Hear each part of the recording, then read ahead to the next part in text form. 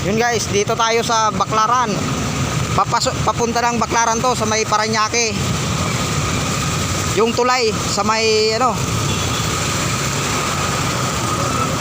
Parañaque. Yun, tambo yun dyan o. So naging dagat pa to guys. Pero tulak ang mga motor. Oh. Buti na to, mataas yung motor niya oh. Oh, direct sila lahat guys oh. Woo. Yeah. Direct ang mga motor.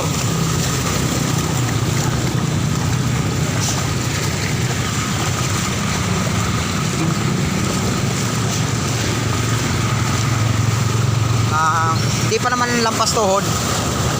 Yun. Umalon. Woo.